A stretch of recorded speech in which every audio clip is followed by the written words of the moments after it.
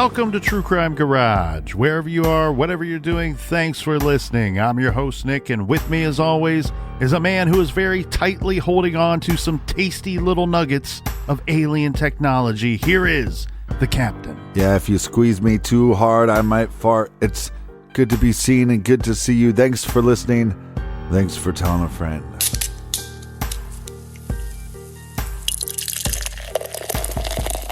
This week we are very excited to be featuring Grey Monday 2021. This is a decadent, that's right, decadent bourbon barrel-aged imperial stout with hazelnuts by the Bruery Garage Grade 4 1/4 bottle caps out of 5, ABV 19%. So again, drink this one at home in your garage. We are drinking it in ours.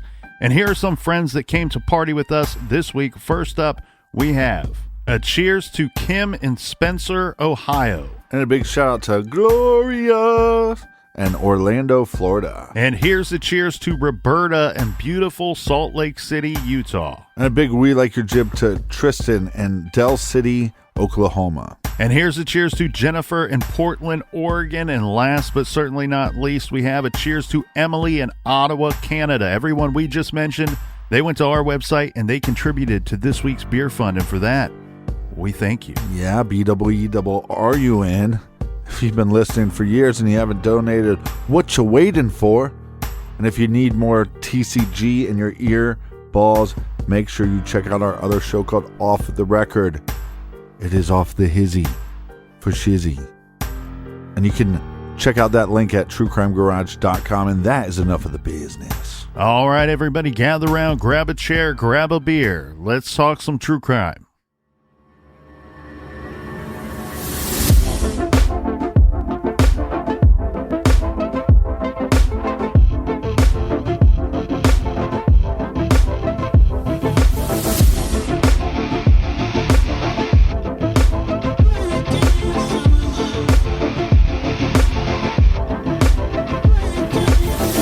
Over the years, during these trailers, we have provided differing definitions and opinions about sexual sadists, or the great white sharks, as Roy Hazelwood calls them in his books, The Evil That Men Do and Dark Dreams.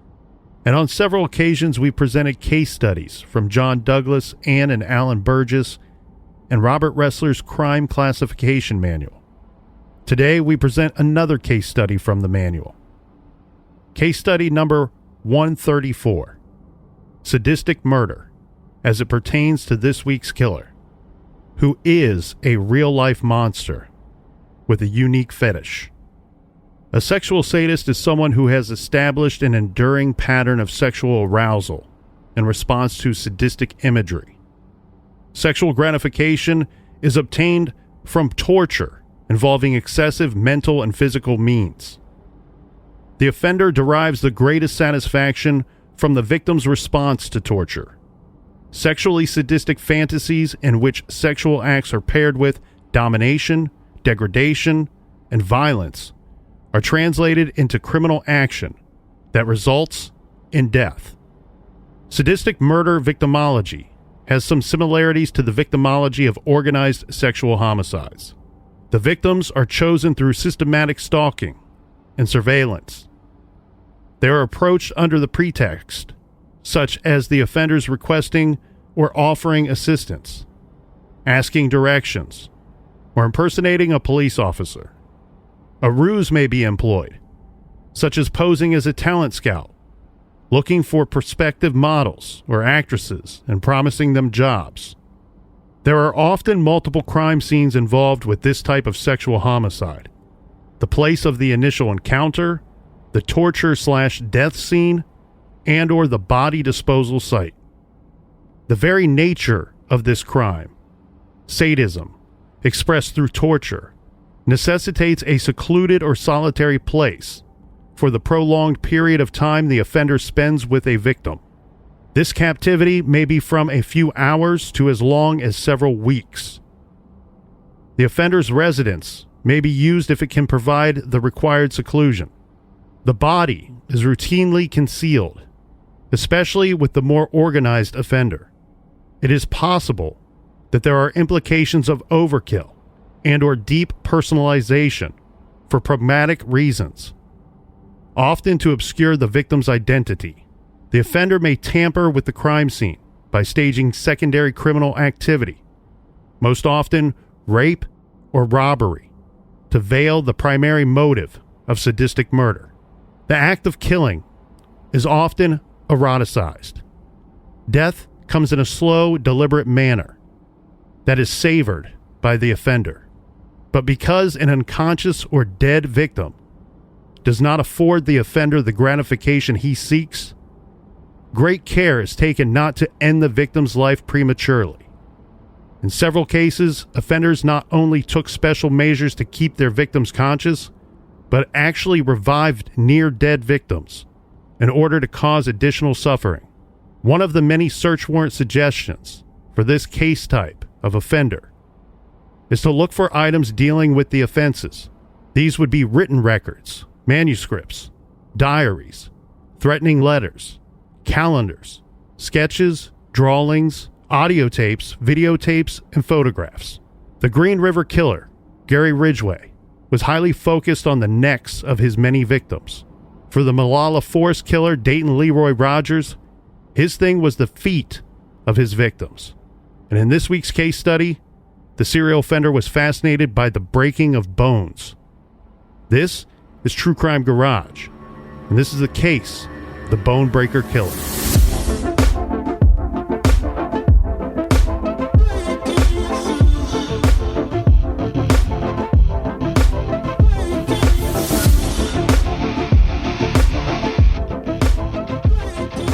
This week we go to Baraboo, Wisconsin. Baraboo is a city of about 12,000 people and is part of Sauk County.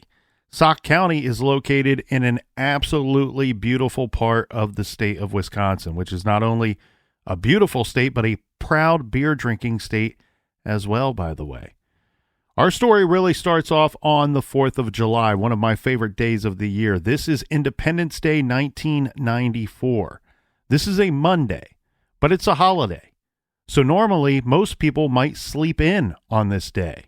But 14-year-old Christian Steiner started working at his first job just weeks ago. Chris was working at the McDonald's a few miles from his family's home. And on this holiday Monday, Chris was scheduled to work at the McDonald's. So his parents, George and Kathy, went to wake Chris up at 6:15 a.m. that morning. But Chris was not there.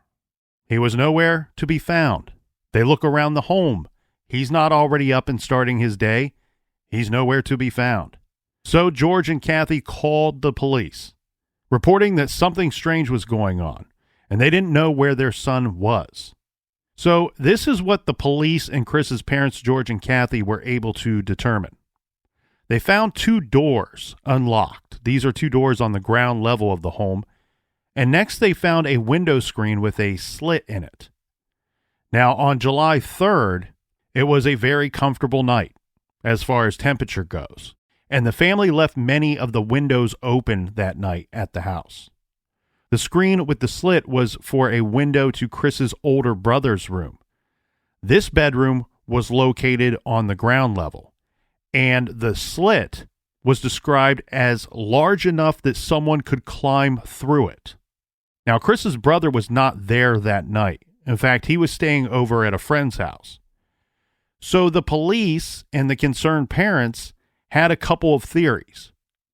The theory they all liked the best was that Chris, along with the help of a friend or some friends, snuck out of the house, and at some point, he would probably be back soon, or maybe he might even wait a while to come home, knowing that he's going to be in trouble for sneaking out of the house. Yeah, or he might just find his own way to get to work. The other possibility that they thought is that maybe he ran away from home. This would be a possibility, of course. We are talking about a 14-year-old boy.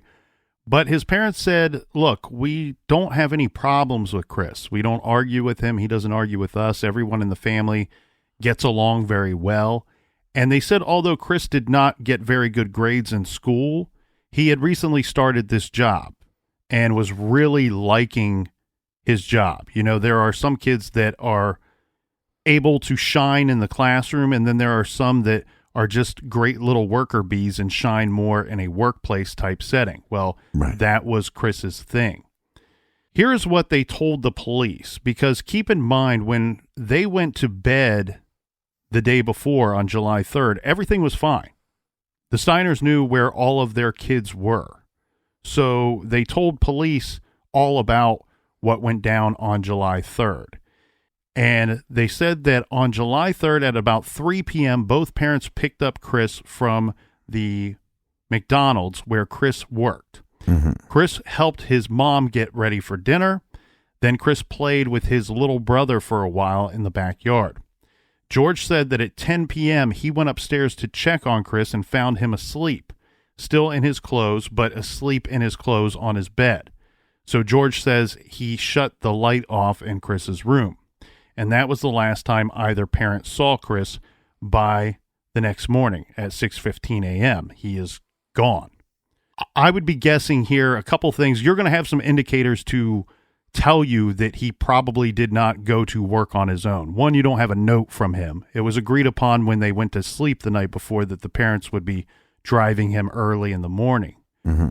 And you're probably going to find his work uniform in the closet or still, in his room somewhere. So this is a really interesting case to look at, as this is not the typical situation that we have encountered before here in the garage. In most cases, there is a major concern and panic. Mm-hmm. Normally, we have terrified parents, but in those cases, we are talking about a parent waking up to a cut screen and a toddler missing from the home. Here, it could just be what it seems, that he snuck out in the middle of the night, met up with some friends, and they got into a little teenage boy mischief, and he would be back. And, well, unfortunately, that does not end up being the case. Right, but a couple other things, too. I mean, he's 14, so it's possible. Is there some girl that he was talking to that they didn't know of that he wanted to meet up with? Or he has this new job. He's working with people probably older than him. Did he meet up with one of them? Right, and I think that word friends encompasses all of those possibilities. Mm-hmm. Because you're right, Captain, he is 14. He's at that age where you don't always tell mom and dad everything that you're doing when it's not on the up and up. And there were some other indicators, and I'm a little reluctant to throw these out there because I could only find one source that stated this, that they had found some muddy shoe prints inside the home. And my guess here, and this is why I'm a little hesitant to go down this road, but my guess here is that those muddy shoe prints would have indicated to the parents and to the police that somebody entered the home and then possibly left with Chris out one of the doors. Meaning, I'm guessing because of this slit in the window screen, mm-hmm. that possibly there was footprints from that cut screen through the home, because we have a statement later from George, from Chris's father, that says, I think that someone may have come to the house and left with Chris. One of his friends may have come to the house and left with Chris, because he throws out there in that same statement that it would have been somebody that knew the layout of our home. Mm-hmm. So what I'm guessing, if these footprints exist, is that it showed not somebody walking around the house trying to look for something. This is a fairly large home. There's multiple people that are living and staying there. That the footprints, if they did exist, were an indicator to Chris's parents and to police that whoever entered the home knew where they were going. Meaning, one, they went through Chris's brother's room because they may have known that the brother was gone for the night. And it might be one of the only ground level bedrooms of the home. And then made their way to Chris's room and then left through one of the doors on the ground level, leaving it unlocked behind them. Well, and again, this is different than like a child abduction, because the perpetrator could come in the house and carry the victim out. This is a 14-year-old young man, basically. So it's, I'm guessing he'd be pretty difficult to carry out on your own. Yeah, and what I was pointing out earlier too, Captain, is that again, this is a situation where I could tell from the parents' statements and from the police statements at the time, well, I should say the sheriff, it was sheriff's department, that Get it right. nobody was really panicked. Mhm. It just seemed like this was, boyhood, childish mischief going on. And the initial belief was that at some point on this day, on this Monday, on this holiday Monday, he'll come back home and, he's going to be in trouble when he gets back here. Yeah. Now, the Steiners say that they spent that first night waiting up until dawn, sitting on their front porch, expecting that at any point he would come home.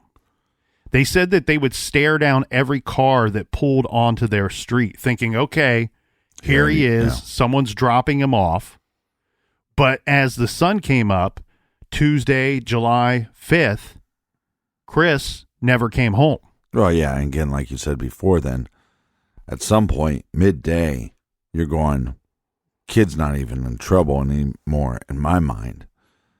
I just want him home. Yeah. And now it's getting dark. Something's wrong.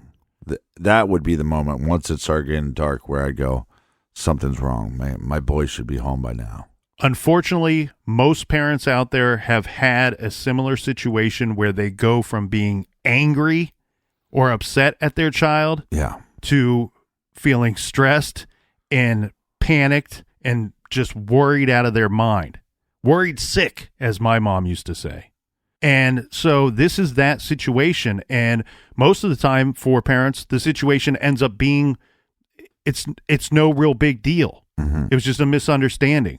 But here, as you're pointing out, Captain, now it's the next day and your son still has not come home. And the Steiners went on to say that they spent the next few days passing out flyers looking for their son. And George took to sleeping on the couch with the front door unlocked every night because he knew that Chris did not have his own set of keys to the house. Yeah. So that at any time, at any hour of the day, if Chris returned, he would be able to walk inside the home. Yeah, it becomes a very kind of sad, desperate scene. That's right. And Captain, we do get some information that may give some more weight to the runaway theory. And this is per the sheriff. This is the Sauk County sheriff, and he has a cool sounding old school country sheriff name. This is Sheriff Butch Steinhurst. Mm-hmm. He says there were two unconfirmed. Let's be very clear about that. Two unconfirmed. Let's underline that word. Unconfirmed reports where someone says they saw Chris Steiner near the Quick Trip convenience store. This would be on July 4th. So the first day that he was missing. And then there's another unconfirmed report of a sighting of Chris at the local Kmart. This is the next day on July 5th. Well, again, he's working with individuals that are probably a little bit older than him. Some of them probably live on their own. So it starts making you wonder, did he go, look, I'm not that great at school, but I like this job. Maybe I've worked, maybe I got a couple paychecks, and I got a little bit of money now. Hey, I'm going to go move in with Steve that runs the fryer. But you'd think law enforcement would be in contact with, obviously, that McDonald's and any employee that works there. Well, and we're talking about a town of 12,000 people. Right.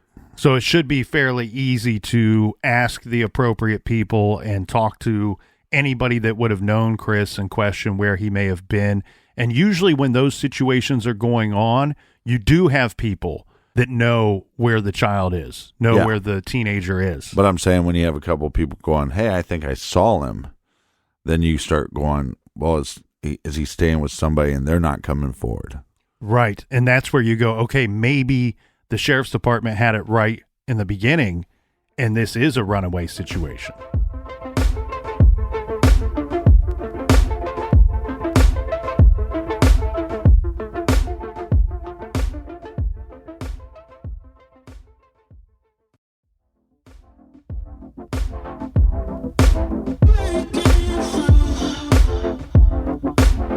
All right, we're back from the beer break. Cheers, mates, to everybody in the back. Cheers to the crispiest of the Colonelist. Of the Colonelist. Cheers to you, Captain. So, if I'm the sheriff, right? Mm-hmm. I'm Mr. Butch, right? I'm looking at this first. My first guess, you snuck out with your friends to drink some beer, smoke some pot, right? Or maybe prank some houses. That's what I'm thinking initially. Meet up with girls. Meet up with a girl. Go hang out with some older dudes that you met at work. I mean, it's any number of things. Yeah, you're right. And maybe the older guys are going. They're going through a hazing process. Who knows? When that doesn't come through, I start going, okay, he's a runaway. Now we have these two possible sightings, but they're not confirmed. So I'm not leaning on that theory, but that's probably where I'm leaning towards. But as more time goes by, and then with these footprints too, so you go, everybody's home. They have a younger child. Younger child's still there. The 14-year-old is the one that goes missing. Mm-hmm. And then you have the other son just happens to not be there that night. You have this rip in the screen.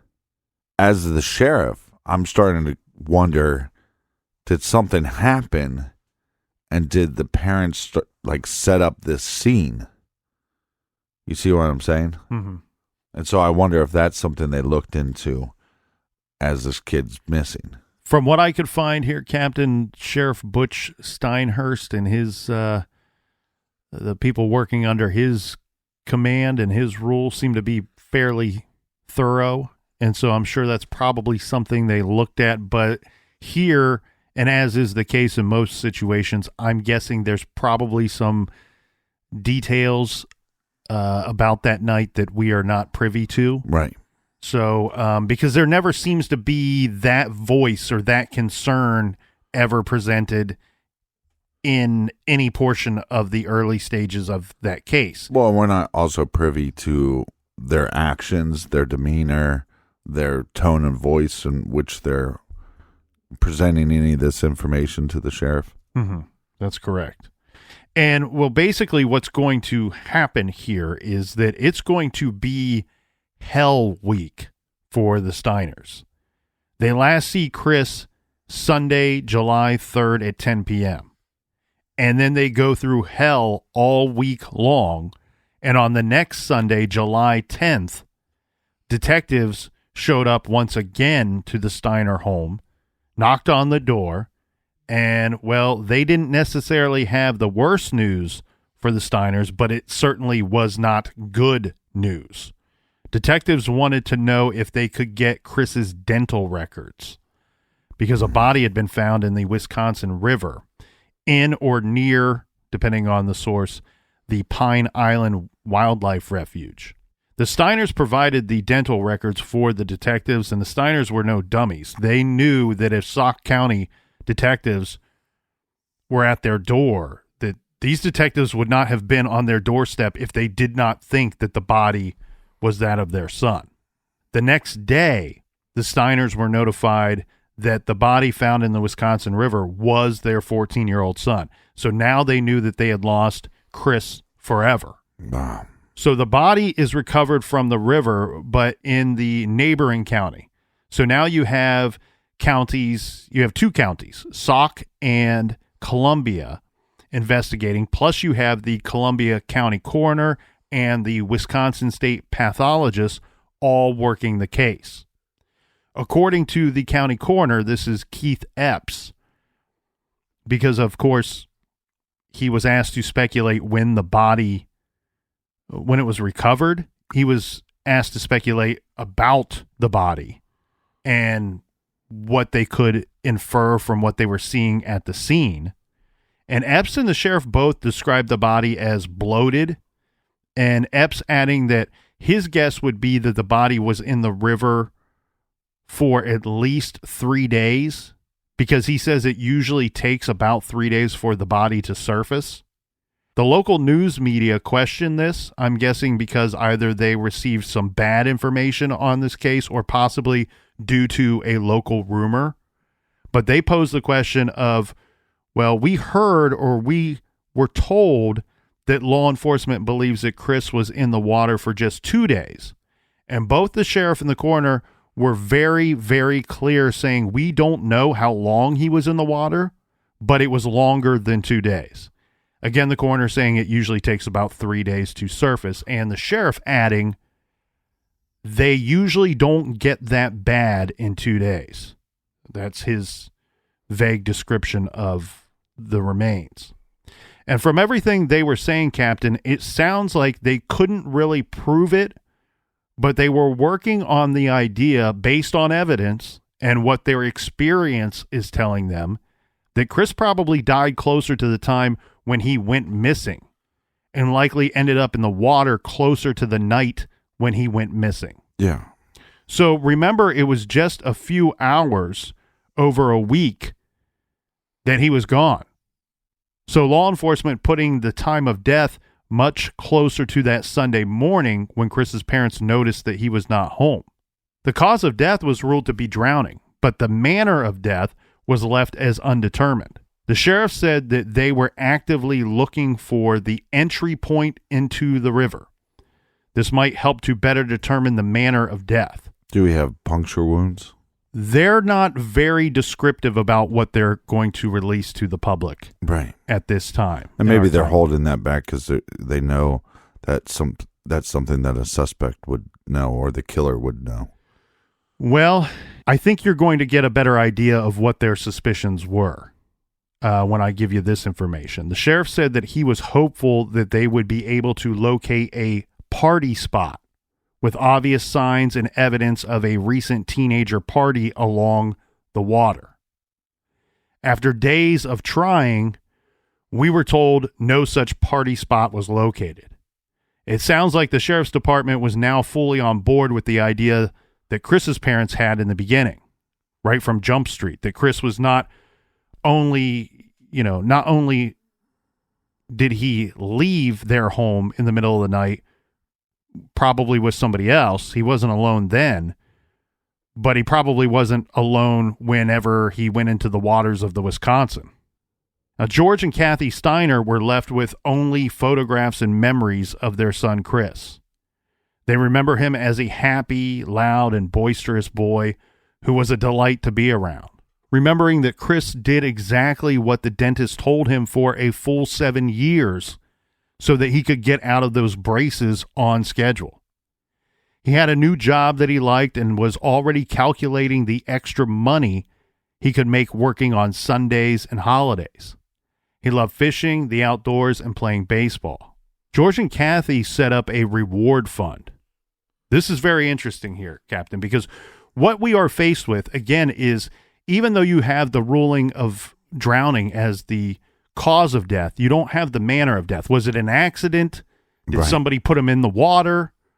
Did, any number of things could have happened here. And again, you're not saying that there's a toxicology report, so we don't know if he went out with some buddies drinking and got drunk and ended up drowning in this body of water. Yes, you're exactly right. And one thing they did state early on is that they were going to run toxicology, but it would be several weeks before they would get the results for that. We have to keep in mind this is 1994. So Chris's parents, George and Kathy, they set up this reward fund offering a cash reward to anyone who came forward with information that would provide answers to Chris's mysterious death.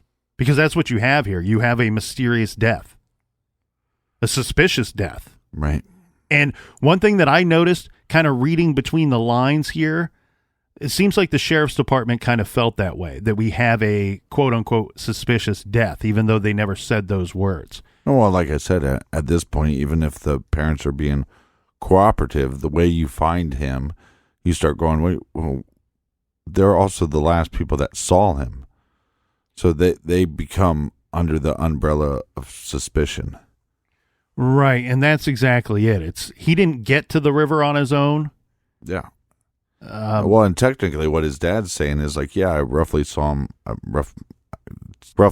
stop me if I'm wrong, roughly around the 10 p.m. area. Mm-hmm. And then he was supposed to wake him up in the 6 o'clock period, and he wasn't there. So that's a large gap. You have about 8 hours. Yeah. That's a large gap and so it's like, well, where are you guys' whereabouts? And then that makes it more difficult too, because one, it's his parents, so you don't want to, piss them off by asking too many questions because you see they're grieving. Do they know more that they're just not telling you? Well, and I think this will show there's kind of a united front here with the sheriff's department and that was my nickname in college, the Steiners. Mm-hmm. Because remember, the Steiners set up this reward fund offering a cash reward to anyone who would have information that could provide answers about Chris's death. A phone number was listed in multiple newspapers so that people could call should they have any information. Now, George, Chris's father, told the Wisconsin State Journal, "What hurts so much is that you know that other kids were out there with him. Something happened out there. Something terrible happened out there. But what we can't understand is how someone could have left him there without calling." And Sheriff Butch Steinhurst said that no charges of withholding information or underage drinking would be brought against anyone who provides information regarding Chris's death. Yeah, that's a smart move because they should do that more often, because I think there's a lot of times where there's accidental deaths that people go to the extreme to cover up. Well, there was a newspaper article that I think sums up what their concerns were regarding the mystery about Chris Steiner's death. The article is titled "Clues Sought in Death of Youth," and it goes on to say exactly how a Baraboo youth succumbed to the dark and murky waters of the Wisconsin River may remain a mystery unless authorities are aided by witnesses. And that's kind of how they left it, Captain, and how it would remain for quite some time.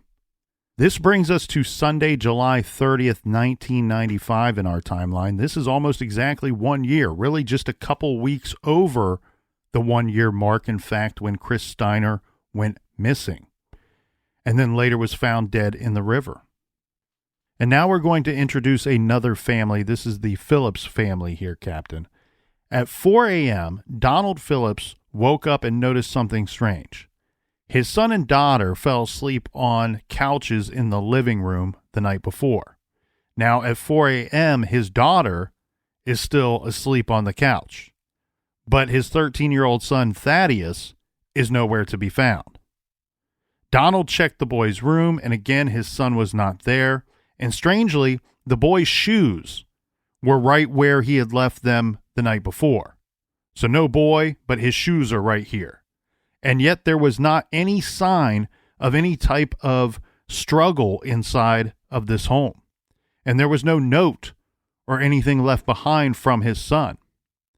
So Donald and his wife called it into police, telling police what they knew about the night before and finding their daughter still asleep, but not Thad, and adding that Thad had never taken off before, and both were certain that if the boy had left on his own, that he would have left some kind of note for his parents to find. What is odd here as well, Captain, is the Phillips family, Thad, his parents, and sister, were new to this specific area. They moved into this neighborhood just about 2 weeks before. They lived about 11 miles away, a 17-minute drive from their previous residence. So they checked anywhere they could think of that Thad may have taken off to. This would be places like the fairgrounds and the community pool, but no Thad. And the people they talked to and the people that they asked had not seen the boy either and offered no information as to where they might find their son. So either the boy took off under the cloak of darkness or someone had stolen the boy in the night. But like you said, they're also new to the area, so you do have that. Sometimes you hear about people where they move into a new area, it's not going well for the kid, so the kid decides to try to take back off to where they came from. Yeah, truly a difficult situation here because he's at an age where it would be difficult for him to cover any great kind of distance on his own. He doesn't have a vehicle, and it would be obvious if his bike were missing. And I think, again, the alarming situation here, Captain, is we say either he took off under the cloak of darkness or someone came into the home and stole the boy in the night. But again, 13-year-old, it's hard to carry a 13-year-old. But when you see the boy's shoes where they were the night before when he had fallen asleep on the couch, I think as a parent, for me, that would be my major concern. I'm going, wait, my son's not here, yet his shoes are right here. I get it if he snuck out of the house, but I think he's probably putting his shoes on before he goes out. That's telling me something else has happened in this situation. Yeah, I agree. That's definitely a sign that if you're going to run away, you're not going to do it barefoot. Exactly. That would be my thought here. And what you're pointing out, Captain, is a very common thing. People move away. Kid gets weird about the move. Maybe doesn't know anybody in the neighborhood and makes an impulsive decision to take off. But those shoes being there would scare me quite a bit. This is going to lead us to Sunday, July 31st, 1995, just before 8 p.m. This is when a 911 call came in. On the line was a boy who said he was taken from his home in the middle of the night and was being tortured and held captive. The boy said he did not know his attacker or the location where he was being held. The call was traced, and once the location of the call was determined, police and emergency services were on the scene less than 30 minutes from the start of the 911 call. When they arrived on the scene, they found the caller, a boy, in bad shape. The call came from 13-year-old Thaddeus Phillips, the boy who vanished less than 48 hours earlier. He told them that an older boy had kidnapped him and held him there. They rushed Thad off to the local hospital, and they went looking for the perpetrator. Police were looking for 17-year-old Joseph Clark, who was said to be, according to the police call, Joe was driving an old painted-over vehicle and may be in the company of a, quote, big girl or woman. The location where Thad was being held was less than half a mile from his home. Police didn't have much luck searching for the 17-year-old suspect, Joseph Clark, so they set up a stakeout, so to speak, leaving officers in unmarked cars watching the house and waiting for Joe to return. And he did, just before midnight. And when he returned to the home, he was placed in cuffs and arrested. Well, when Thad calls 911, and when he states that it was an older boy that kidnapped him, I mean, this is a very abnormal situation. I would think if I was a police officer, yeah, I'm thinking a teenager is going to come around the corner, but I wouldn't have been surprised if it was a 25-year-old man or a 30-year-old man that told this, teenager, hey, I'm just a couple years older than you are. It's just such a abnormal, strange situation to have basically a kid abduct a kid. Yeah, and I don't know. It's unclear how much Thad knew about his abductor. We know that he spent about approximately 43 hours being held captive by this older boy. Yeah. But again, he doesn't know Joe Clark, even though they're both technically children. He doesn't know anybody in that area. He does know some of the people in the area. I mean, he lived about 10, 11 miles from this location. But you're right. Most of the people here are going to be completely new to him and his family. Yeah, it's a new town. He's only been there for a little bit. It's very strange he would know a few year older Joe Clark. Yeah, and he doesn't. And in fact, that is why he's not able to tell 911 where he's being held. He doesn't have anything to offer up as to, hey, here's a clue as to where I'm located so you can come and rescue me. They have to trace the call and keep him on the line. So our victim here, Captain, Thad Phillips, 13-year-old Thad Phillips, as we said, was sent immediately to the hospital. This is because, again, when he's found at this location, he's in very bad shape. It's obvious right from when they see him, he needs to go immediately to the hospital. This is where he's going to have to undergo several surgeries to try to repair his legs. In fact, in the first 2 surgeries, they put pins in one leg and a rod in the other. The injuries were listed a couple of different ways depending on which source you have, but what seems to be the general consensus is that Thad's legs were broken 4 times. Both ankles were broke, one of his knees, and a femur bone, all broken. That's crazy. And let's not forget the femur. This is your thigh bone, which is the longest and strongest bone in the human body. Thad not only told police about what happened to him, but he told his father, Don, at the hospital. As far as what was being released to the public early on, well, they were mostly small details coming from Thad's father, Don, as he answered reporters' questions, while pretty much living at the hospital for days while doctors and nurses worked to repair his boy. Don told reporters that neither he nor Thad knew the boy, Joe Clark, who abducted Thad prior to this incident. So there you go. That rules out any type of personal motive. Don said Thad's captor brutalized and tortured the boy in the form of beatings that involved Joe choking, punching Thad, as well as twisting the boy's ankles and legs and jumping up and down on Thad's legs. According to Don, Joe told Thad that he had kidnapped the boy because he liked busting people's bones and that he had done this type of thing before to other victims. Don said that the girl or the woman companion of Joe's, according to Thad, never saw the boy and that she was not in any way a part of the kidnapping or the torture that followed. She never saw the boy. You'd think that she at least heard the boy. These are Thad's words, that he saw the girl, but she never saw him. And look, my belief is that he probably saw her through a window and saw her outside. Again, according to Thad and to Dawn, the girl had nothing to do with the abduction or any of the torture that followed. Well, in a quick Google search, I put in how many pounds of pressure to break your ankle. One of the suggestions is there's a link to the best ways to break your own leg. It says a rough estimate, it would take about 218 pounds of pressure to produce a tibial fracture in a healthy adult using a hammer. So I'm guessing less for a teenager. You could decrease the force requirement by choosing a tool with less surface area, such as a hatchet.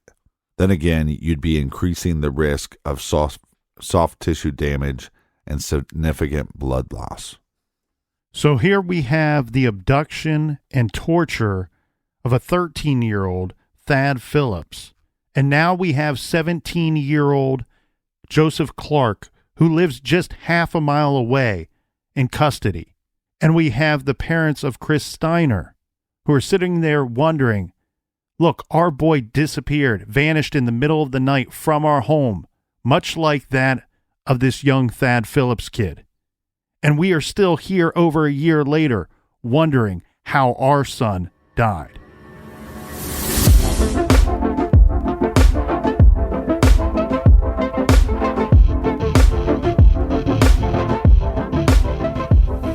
So much more to get to. While you're waiting, go to truecrimegarage.com and sign up on our mailing list. What do you get? Hey, you get promo codes to the store page, and what you don't have to do nothing. You just sign up for the email list, and we shoot you a promo code every few weeks, and you get to save a little cheddar. So join us back here for episode number 2.